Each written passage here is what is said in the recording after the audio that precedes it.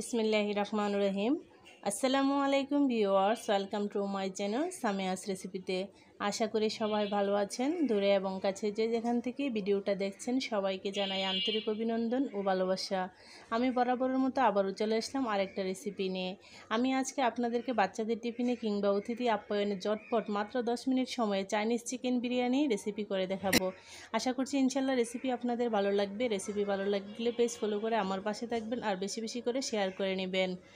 চুলাতে একটা প্যান বসিয়ে তার মধ্যে সামান্য তেল দিয়ে দিলাম আর দিয়ে দিচ্ছি একটা ফেটানো ডিম। তারপর ডিমটাকে আমি জুরি করে ভেজে নিচ্ছি। তো নেড়ে চেড়ে ডিমটাকে আমি কিছুক্ষণ ভেজে নেব, তারপর নামিয়ে একটা সাইডে রেখে দেব। এই রেসিপিটা তৈরি করা খুবই সহজ আর মাত্র 10 মিনিট সময়ে ঝটপট তৈরি করা যায়। এটা খেতে কিন্তু দারুণ হয়েছিল। এরপর এই তেলের মধ্যে দিয়ে দিচ্ছি 1 টেবিল চামচ রসুন কুচি। রসুন কুচিটাকে কিছুক্ষণ নেড়েচেড়ে ভেজে নিচ্ছি। তারপর দিয়ে দিচ্ছি এখানে আমি 2 টেবিল চামচ পেঁয়াজ কুচি। এখন আবার রসুন আর পেঁয়াজটাকে ব্রাউন কালার করে ভেজে নেব। আজকে এই বিরিয়ানি বানানোর জন্য নিয়ে নিলাম আমি বোনলেস চিকেন। তো চিকেনটাকে আমি একটু বড় সাইজ করে কেটে নিয়েছি। তারপর আবারও পেঁয়াজ আর রসুনের সাথে আমি মাংসটাকে কিছুক্ষণ নেড়েচেড়ে ভেজে নিচ্ছি। দিয়ে দিচ্ছি এখানে আমি টুকরো করে কেটে রাখা কিছু আলু। আলুটা দেওয়ার পর মাংস আর আলুটাকে আমি আবারও নেড়েচেড়ে কিছুক্ষণ ভেজে নেব। এখন দিয়ে দেবো আমি মশলা। এখানে নিয়ে নিলাম 1 চামচ গোলমরিচের গুঁড়া, 1 টেবিল চামচ মরিচের গুঁড়া, 1 চিমটি হলুদ আর স্বাদ মতো লবণ। এখন মাংসের সাথে মশলাটাকে ভালো করে একটু কষিয়ে নেব। তারপর চুলার আঁচটা লো হিটে রেখে আমি 10 মিনিট মাংসটাকে সিদ্ধ করে নিচ্ছি। 10 মিনিট পর ঢাকনাটা খুলে দেখে নিচ্ছি যে মাংসটা সিদ্ধ হয়েছে কি না। তো মাংসটা খুব সুন্দরভাবে সিদ্ধ হয়ে গিয়েছে। এই পর্যায়ে দিয়ে দিচ্ছি আমি কিছু মটরশুঁটি। এখানে হাফ কাপ মটরশুঁটি নিয়েছি। তো আপনাদের হাতের কাছে গাজর কিংবা ক্যাপসিকাম থাকলে ইউজ করতে পারেন।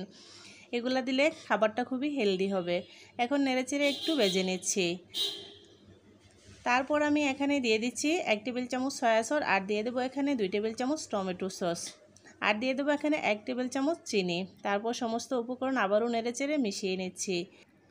আজকের এই চিকেন বিরিয়ানি রান্না করার জন্য অন্য কোনো এক্সট্রা মশলার প্রয়োজন নেই। অল্প মশলাতেই এটা খেতে কিন্তু দারুণ হয়েছিল। তো এখন মাংসটা খুব সুন্দরভাবে রান্না হয়ে গিয়েছে। তো এখান থেকে আমি অর্ধেকটা মাংস তুলে একটা সাইডে রেখে দিচ্ছি। চাইনিজ বিরিয়ানি রান্না করার জন্য এখানে আমি চিনিগুড়া চাউলটাকে 80% সিদ্ধ করে ঠান্ডা করে নিয়েছি। তো আপনারা চাইলে এখানে বাসমতি চালও ইউজ করতে পারেন। এখন আমি রান্না করে রাখা রাইসটা মাংসের উপরে দিয়ে নেব। এইভাবে প্রথম লেয়ারটা আমি করে নিচ্ছি। তার উপরে আমি রাইসটা দিয়ে কভার করার পর উপরের লেয়ারে আবারও দিয়ে দিচ্ছি রান্না করে রাখা মাংসটা। তো মাংসটা চতুর্পাশ দিয়ে খুব সুন্দরভাবে আমি ছড়িয়ে দেব। তার উপরে আবারও রাইস দিয়ে আমি এটাকে কভার করে নিচ্ছি। তার উপরে দিয়ে দেব আমি ভেজে রাখা ডিমটা।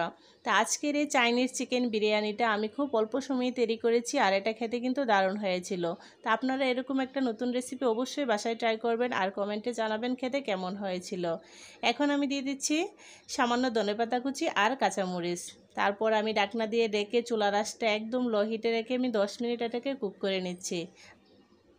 উপরে দিয়ে দেব মাংস রান্নার তেলটা দেওয়ার পর রাইসের মধ্যে খুব সুন্দর একটা কালার আসবে। তো এখন ঢাকনা দিয়ে ডেকে আমি 10 মিনিট এটাকে দমে দিয়ে নিচ্ছি।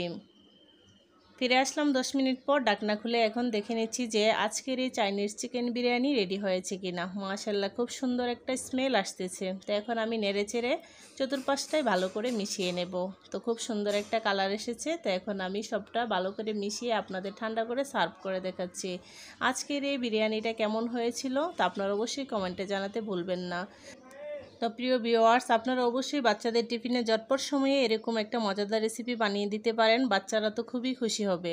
তো আশা করছি বাচ্চা থেকে বড় সবাই এই রেসিপিটা পছন্দ করবে। তো আপনারা আমার চ্যানেলে এরকম নিত্য নতুন সহজ এবং মজাদার রেসিপি পেতে প্লিজ আমার চ্যানেলটাকে সাবস্ক্রাইব করে আমার পাশে থাকবেন। ভিডিও ভালো লাগলে ফ্রেন্ডস ফ্যামিলির সাথে শেয়ার করে নেবেন। আশা করছি আবার দেখা হবে অন্য কোনো নতুন রেসিপিতে। সেই পর্যন্ত সবাই ভালো থাকবেন। ভিডিও দেখার জন্য আবারও সবাইকে অসংখ্য ধন্যবাদ। আল্লাহ হাফেজ।